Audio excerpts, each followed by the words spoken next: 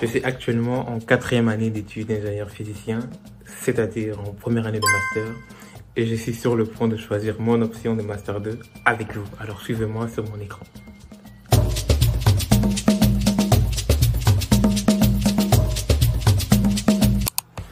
Donc ici je me suis rendu sur la page de l'école polytechnique de Bruxelles, option ingénieur civil physicien. Donc je suis à l'école polytechnique de Bruxelles et je suis en master 2. On va voir ici que voilà, on nous blablate un peu.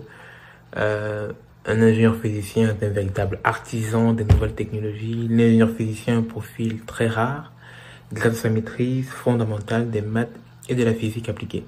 Donc l'avantage d'être en physique, c'est que on est assez connu d'être assez à l'aise avec des maths, assez à l'aise avec la modélisation et on crée pas mal de technologies et de solutions innovantes. Donc, comme, on va dire, comme petit plus, comme avantage qu'il propose ici, vous voyez qu'en deuxième année, par exemple, on peut faire une visite au CERN. Donc, ceux qui ne savent pas c'est quoi le CERN, c'est la Centrale Européenne de Recherche Nucléaire. On peut vite fait cliquer sur le CERN et vous montrer leur site web, mais bon, ça n'apporte pas tellement de choses. Ça, c'est le CERN. Donc, au CERN, on fait ce qu'on appelle des accélérateurs. On a, pas ce qu'on fait, mais on a des accélérateurs de particules. En fait, ce qu'on essaie de faire, c'est de reproduire les conditions de Big Bang pour découvrir de nouvelles matières. Donc, on peut faire interagir des protons avec un proton, des protons avec d'autres éléments, des éléments légers, avec des éléments plus légers et des éléments lourds avec des éléments plus lourds. Et à la fin, on essaie de voir l'interaction entre tout ça. On essaie vraiment de donner des termes basiques parce que je suppose que je m'adresse à un public très large. Donc je ne vais pas parler des termes très compliqués ici, mais revenons à la physique, ce qui nous intéresse particulièrement. Donc, qu'est-ce qu'on a comme option? On va regarder déjà le programme, voir le programme complet. Hop. Donc, si tu veux, on va voir que le programme du master.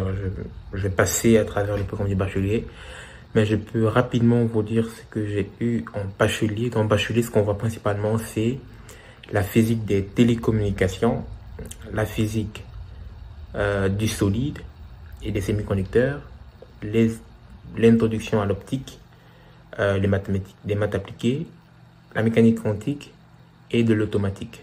Principalement, c'est ça qu'on a comme option à prendre. C'est des cours de mécanique des fluides, de thermodynamique, d'analyse complexe et j'en passe. Donc, on va déjà commencer par le programme du Master 1 dans le programme que je suis actuellement pour voir à la fin qu'est-ce que je vais choisir à la fin. Donc, qu'est-ce qu'on a comme programme au Master 1? Comme programme, dans ce qu'on appelle Physics Engineering, le bloc de la physique de l'ingénieur, on a l'introduction à l'imagerie médicale. Dans l'imagerie médicale, on s'est concentré sur la fabrication les techniques de microscopie, dans les microscopies à champ, dans ce qu'on appelle dark field. Donc, en français, c'est quoi? Champ noir, bright field, champ clair, des microscopes avec changement de phase. Donc, vraiment des microscopes vraiment à la pointe. Dites-vous que les techniques de microscopie qu'on a vues dans ce cours, des fois j'allais même sur Internet et sur YouTube, je ne trouvais pas de cours aussi avancé que celui-ci. Donc, c'était vraiment des techniques tellement avancées que même sur des chaînes YouTube, c'était même pas proposé, c'était même pas aussi poussé. On a la physique des lasers qui est, pour certaines universités, vraiment toute une option. Il y a des universités où ils ont physique des lasers comme une option, ils font que des lasers durant 1 an. Dites-vous que nous, en 1 an, pour un cours de 5 crédits, on a tout un cours de physique des lasers. Et je vous rassure que la physique des lasers, c'est quelque chose d'extrêmement compliqué. Ensuite, on a la physique statistique et la physique des plasmas. Dans ce cours, j'ai vraiment adoré parce que c'est l'un des cours où on voit encore la physique de façon très fondamentale. C'est vraiment un cours de physique où tu ressens la physique à fond. J'ai adoré le cours de physique statistique et le cours de physique des plasmas, c'est la sinon les plasmas. Un plasma, c'est juste un gaz qui est ionisé, un peu comme le soleil, c'est un plasma. La foudre, c'est un plasma. Tu places du feu dans un micro-ondes, tu peux créer du plasma. Ne faites pas ça à la maison. Mais si tu veux voir du plasma, tu allumes du feu et tu mets dans un micro-ondes. Là, tu vas créer du plasma. Bon. J'espère qu'on va pas me bloquer de YouTube pour avoir expliqué aux gens comment faire un plasma à la maison. Mais ne faites pas ça à la maison. Si vous voulez, vous le faites. Moi, je m'en fous. Ensuite, on a un cours de mécanique quantique 2. Voilà, c'est C'est vraiment, on a bouclé la boucle mécanique quantique en deuxième année, troisième et master. La totale. Ensuite, on a effet collectif et coopératif dans un solide. Dans les effets coopératifs, donc c'est juste de dire en fait, à partir de quel moment est-ce qu'on dit qu'un élément est un solide, par exemple. Bon, là, on parle de liquide solide. D'autres personnes vont me dire que oui, un solide, c'est juste un élément qui a plusieurs atomes où les interactions sont plus fortes. Mais à quel moment est-ce que tu dis que les interactions sont suffisamment fortes pour former un solide? À quel moment est-ce que tu dis que la matière est à l'état solide? Et c'est ça qu'on essaie de comprendre ici en physique du solide. Et on essaie de voir, en fait, comment est-ce que les solides se comportent. Avec les solides, on s'est fait tellement de choses. On s'est fait des semi-conducteurs. On sait faire même à base des semi-conducteurs, on s'est fait des lasers. On s'est créé de nouveaux matériaux plus solides, plus durs, plus ductiles. Des éléments supraconducteurs pour faire des ordinateurs quantiques et j'en passe. Ensuite, on a l'introduction. On dit bien introduction à la physique nucléaire et la physique atomique. C'est vraiment un cours. Le prof commence et dit, ce cours, c'est qu'un cours d'introduction. On essaie en fait dans la physique atomique, on essaie de voir en fait la structure de l'atome, comment les électrons se comportent dans un atome. Et c'est vraiment un domaine de la physique extrêmement compliqué. Parce qu'en physique, pour comprendre comment les atomes se comportent, on travaille principalement avec ce qu'on appelle l'équation de Schrödinger non relativiste, ou des fois relativiste. Dans cette équation, en fait, modélise le comportement des particules à l'échelle quantique. Mais à nos jours, on a vraiment du mal à résoudre ça parce qu'on a, dans un atome, disons le cas de l'uranium, on a par exemple 238 particules. Résoudre une équation qui contient 238 particules, c'est quelque chose de pratiquement impossible. Avec l'atome d'hydrogène, on sait encore le faire parce que l'atome d'hydrogène ne comporte que 2 électrons. Mais pour des atomes plus grands, on a du mal à pouvoir résoudre ça. Bon, je ne vais plus entrer en détail. Après ça, on a physique des réacteurs nucléaires, où on regarde comment est-ce qu'un réacteur nucléaire se comporte, on essaie de comprendre ce qu'on appelle la neutronique, donc comment est-ce que les neutrons, brèvement, c'est quoi une réaction nucléaire? On a l'atome d'uranium, on a des neutrons, les neutrons entrent en collision avec l'atome d'uranium se désintègre en polonium et je ne sais pas quoi d'autre. Je suis un physicien, je ne sais même pas c'est quoi la réaction en chaîne d'une réaction nucléaire, j'assume. À la fin, on libère une grande quantité d'énergie. Ces neutrons vont libérer, cette désintégration libère du polonium et avec des neutrons en plus, je ne sais pas avec quoi d'autre. Mais je sais qu'on libère peut-être juste ça, polonium plus neutrons. Peut-être c'est juste ça, peut-être je ne me trompe pas. On verra bien, je vais checker ça après. Peut-être je vais mettre l'équation dans la vidéo si je me trompe pas. J'espère que mes amis vont pas voir ça, que je ne connais pas l'équation d'une réaction nucléaire. Je ne mémorise pas ça par cœur. Mais je sais qu'à la fin, on libère des neutrons. Et ces neutrons vont réagir avec d'autres noyaux d'uranium pour faire une réaction en chaîne qui est maintenue. Donc qui est auto-maintenue. En fait, tu as des neutrons au début. Les neutrons réagissent avec l'uranium. L'uranium libère du polonium et des neutrons.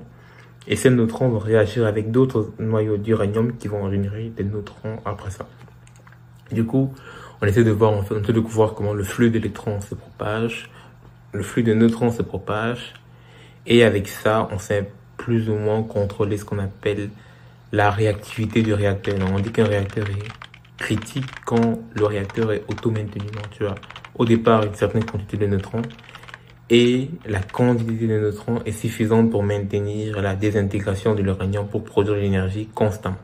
On essaie de voir un peu les bilans, les effets. Est-ce que c'est toujours vrai? Est-ce qu'on a des pertes? Est-ce qu'on a des impurités? C'est vraiment un cours compliqué, c'est vraiment un cours lourd. Je pense au premier quadri, c'était vraiment le cours le plus lourd que j'ai eu. C'était vraiment, réacteur nucléaire, c'était chaud. Nous on dit réacteur, c'est chaud. Ensuite, on a Nuclear Measurement Techniques, donc c'est un cours que j'ai au deuxième quadrimestre.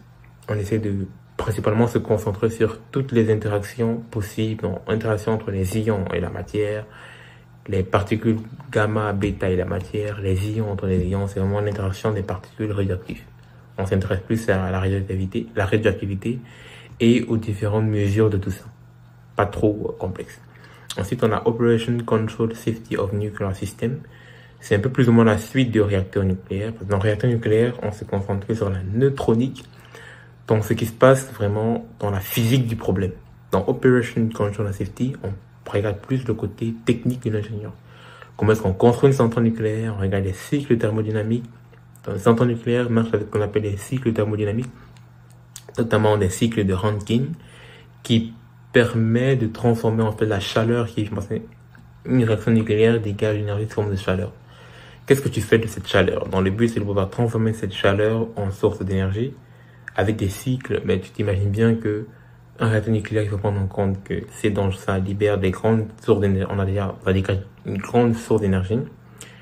C'est dangereux parce qu'il faut contenir parce que déjà les neutrons sont extrêmement dangereux pour les êtres humains. Tu te prends un faisceau de neutrons, c'est tellement dangereux parce que les neutrons peuvent attaquer directement tes atomes. Donc imagine-toi qu'on peut t'attaquer, pas au niveau moléculaire, pas au niveau atomique, mais au niveau de tes neutrons, au niveau de tes atomes. Là, ça détruit tes cellules souches et ça crée ce qu'on appelle des cancers. Et là, on parle de très grandes doses de flux de neutrons.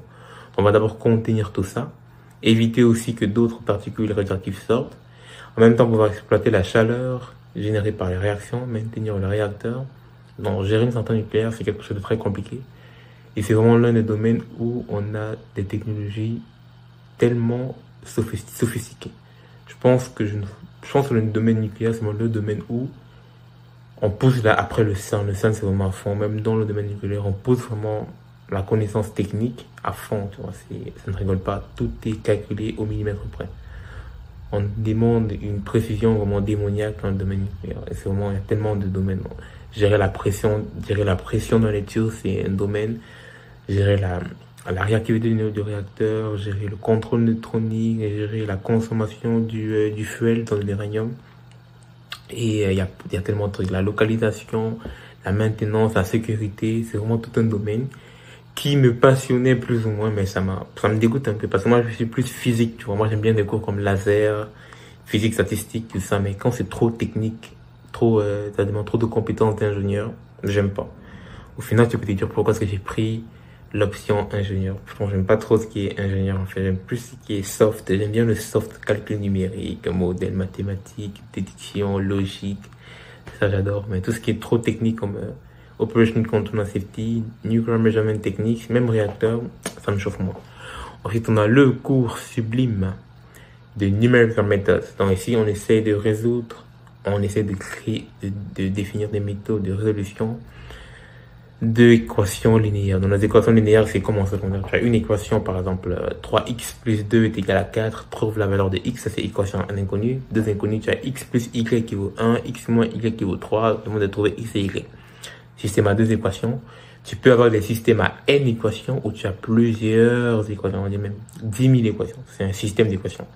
Et la plupart du temps, dans des problèmes d'ingénieurs, on retombe la plupart du temps avec des systèmes d'équations que l'on met sous forme matricielle. Par exemple, dans la résolution de l'équation de la chaleur, on fait ce qu'on appelle une décomposition par différence finie. Donc, on discrétise, on fait l'équation sur un plan, tout en 2D. Avec ça, on a des équations, des systèmes d'équations qui définissent en fait la chaleur à chaque point dans ta grille. C'est compliqué à expliquer. C'est vraiment de détruire là, de banaliser à fond. Je pense que si j'ai mes amis qui voient ça, ils vont dire ah, Djibril, qu'est-ce que tu racontes de la merde. Non, j'essaie de rendre ça simple parce que je sais pas à quel public je m'adresse. Donc j'essaie de rendre les choses simples pour vous. Mais bon, bref, c'est un cours où on fait des solveurs numériques pour des systèmes d'équations. C'est un cours que j'ai vraiment bien adoré. Et bizarrement, j'ai l'impression que ça a changé parce que avant c'était, ah oui, il y a eu une modification entre temps. J'ai mis quelle date? 2024, 2025, c'est l'année prochaine. Normalement, c'était un cours de 7 crédits et ils ont séparé en deux, 4 et 3. Avant, c'était Numerical Method et Monte Carlo faisait partie de ça. Normalement, Monte Carlo faisait partie de ça. Monte Carlo, c'est aussi un cours de simulation, mais si on s'intéresse à des problèmes, ce qu'on appelle des problèmes stochastiques, en français facile, des problèmes aléatoires. Le premier aléatoire, c'est des problèmes qui sont liés aux probabilités et un peu aux statistiques, où on essaie de modéliser des événements aléatoires, un peu comme mouvement des particules dans l'air, mouvement brownien, quand des particules qui se déplacent. Tout à l'heure, avec le flux, avec les neutrons, comme j'ai parlé, les neutrons, c'est un flux de neutrons. C'est pas dans quelle direction les neutrons se propagent, donc c'est des directions aléatoires. Et on peut passer par des simulations Monte Carlo pour simuler comment les neutrons se propagent, ou comment même des photons, c'est des particules de lumière, se propagent dans la nature.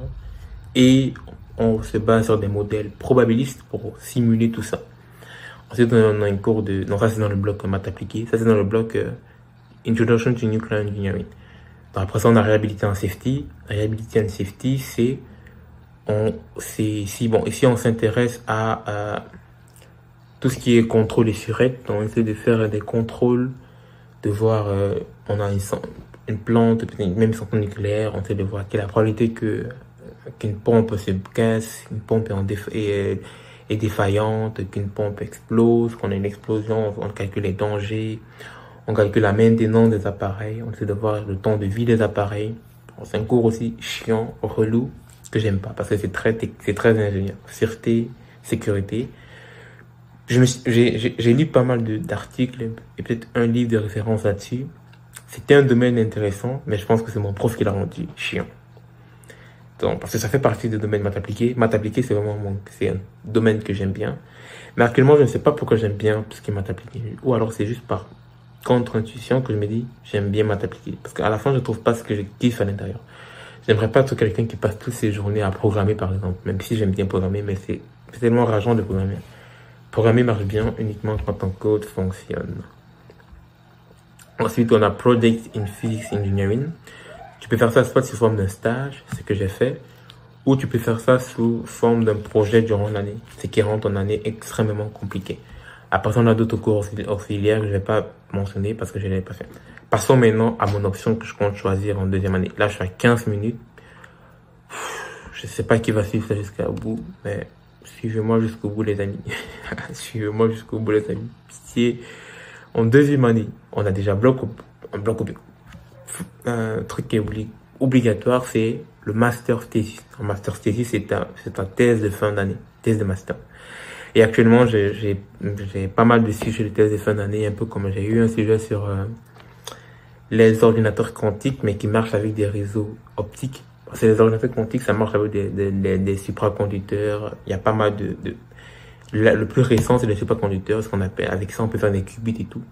Et j'ai proposé pour un master thesis et stage sur le sujet des supraconducteurs.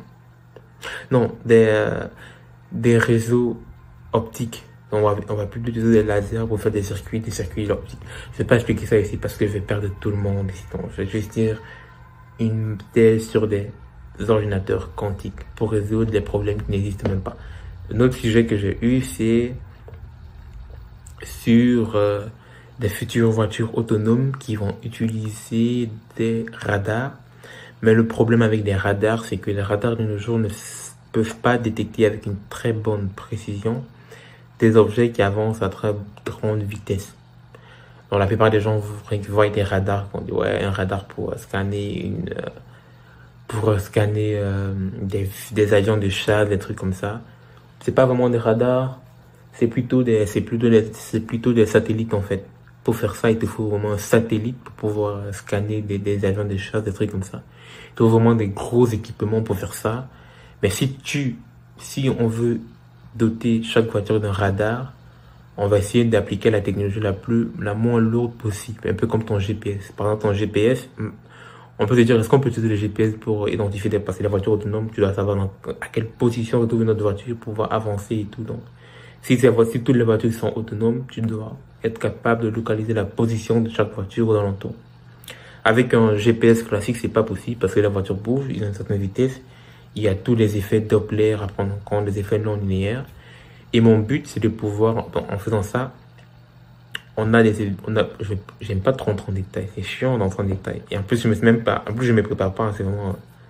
C'est vraiment mode vlog. Pas de préparation. Parce que c'est pas, j'ai du mal à me préparer parce que à chaque fois, j'ai l'impression que je dois tout répéter. Et moi, je suis quelqu'un qui adore le freestyle. Donc, je ne suis pas quelqu'un qui adore répéter ce qu'il a appris facilement. J'aime bien vraiment être cœur ouvert, freestyle. Peut-être je dois prendre le temps un peu faire un peu de recherche sur les sujets que je compte traiter pour rendre ça plus intéressant. Mais bref, mon sujet c'est sur traitement des effets non linéaires dans les radars pour des voitures autonomes. Et pour faire ça, je vais utiliser une méthode de deep learning. Dans une méthode de deep learning, le deep learning, c'est un peu comme des IA, mais c'est une sous-classe d'IA où j'essaye de faire un raisonnement. Donc c'est un peu basé sur des réseaux neuronaux, où j'essaie de trouver une certaine logique dans un phénomène. Un peu comme si tu prends un enfant, tu lâches un objet, Et je demande à un enfant pourquoi est-ce que l'objet tombe. Il se met à donner des hypothèses. Ah, ça tombe parce qu'il y a une force supérieure qui pousse l'objet. Ah, ça tombe parce que l'objet doit tomber. Ah, ça tombe parce que Dieu a dit que ça doit tomber. Ah, ça tombe parce que objet carré tombe. Et là, tu mélanges plein d'idées et de liens. Tu essaies de faire un réseau de logique. C'est en fait ça ce qu'on appelle du deep learning, basiquement. Ensuite, on a l'option photonique. Putain, j'ai même plus de voix, je vais boire un peu d'eau. Non, je vais pas boire d'eau, je vais pas couper. Voilà, on va continuer. On a la photonique, où on regarde des systèmes de communication laser. On a, non, moi, ce que je comprends, je vais juste dire ce que je comprends et vous voyez ce qu'on a. Je comprends comme option, parce qu'on peut faire un panaché d'options, en fait, en physique. On peut prendre un peu de tout. On doit prendre un bloc et un peu de tout. Donc, je comprends dans ce bloc, donc je vais pas prendre le bloc photonique, mais je comprends photonic communication system, parce que j'aimerais bien plus tard faire de la recherche sur les ordinateurs quantiques. Et les futurs ordinateurs quantiques, selon moi, vont travailler avec des systèmes laser. Donc, du coup, je vais prendre le cours de photonic communication system. Je vais pas prendre optique non linéaire et optical materials. Je compte pas prendre le bloc medical physics parce que j'aime pas tout ce qui est médical. Non, j'aime ce qui est médical, mais non. J'aime ce qui est médical, mais ça me fait chier de faire ça. J'aime bien ceux qui font ça, mais moi, ça me fait chier. J'aime pas tout ce qui est santé, tout ça. J'aime pas trop, désolé. Je ne compte pas prendre le bloc mathématiques appliquées, mais je compte prendre le cours de machine learning et big data processing, puisque je compte faire beaucoup de maths appliquées un peu plus tard. Mais je compte prendre le bloc quantum applications. Je vais prendre le cours d'informatique quantique, je compte prendre le cours d'advanced condensed matter et je compte prendre le cours quantum optics. Parce que moi, j'espère que plus tard, les futurs ordinateurs quantiques vont travailler avec des systèmes de laser. J'en suis persuadé. Vous pouvez m'enregistrer plus tard. Les futurs ordinateurs quantiques vont utiliser des circuits avec des lasers. J'espère bien. Peut-être un mix entre ça et des supraconducteurs. Mais ça, c'est this is my hope. C'est ce que j'espère plus tard. Je pense qu'on va faire un beau lien entre l'optique et la mécanique quantique pour faire des PC quantiques. Ensuite, on a le bloc Advanced Nuclear Engineering. J'ai vraiment hésité de prendre l'option nucléaire. Pourquoi? Parce que on est en train d'investir plus de 100 milliards de dollars dans le nucléaire. Et il y aura plus de 1000 postes qui vont être créés pour le secteur du nucléaire d'ici quelques années. Donc c'est vraiment un domaine qui est en croissance exponentielle, dû au fait que le nucléaire a été classifié comme énergie, comme green energy, et que voilà, tout le monde se rend compte à la fin que le nucléaire c'est la meilleure forme d'énergie en réalité. Il y a pas mieux, tu peux pas faire mieux que le nucléaire selon moi. Est-ce que je dis ça parce que je suis un physicien? Peut-être. À toi de voir. Ensuite, je dois avoir, vous voyez, j'ai pas encore mes 60 crédits. Là, on peut compter. J'en ai 20, plus 5, ça fait 25, plus 5, ça fait, je compte mal, là, ça fait 30. Ce bloc, c'est 30, 40, 44. Non, je compte prendre quoi encore en plus? Non, en plus, je comptais prendre un stage. Je prends 54 et je comptais prendre quoi? Je comptais prendre un cours d'économie, je sais plus où c'est. Je comptais prendre le cours de entrepreneurial ecosystem. Est-ce que non, plutôt business management and entrepreneurship et quoi d'autre? Et un autre cours à 3 crédits pour faire 60 crédits. Dans mon option à moi principalement, ça va être l'option application quantique. Un peu de photonique, un peu de maths appliquées, parce que plus tard, j'aimerais bien travailler dans les futurs ordinateurs quantiques. Et encore mieux, pouvoir combiner l'IA à l'ordinateur quantique. Et avec ça, on va pouvoir résoudre tous les problèmes de l'humanité. Donc ça, c'est mon espoir. J'aimerais pouvoir faire avancer la science le plus possible avec ça. C'était Djibril. Le vlog fait pratiquement 24 minutes. Donc si tu restes jusqu'au bout, ça veut dire que tu m'apprécies énormément. Et moi également. Je t'apprécie. Salut!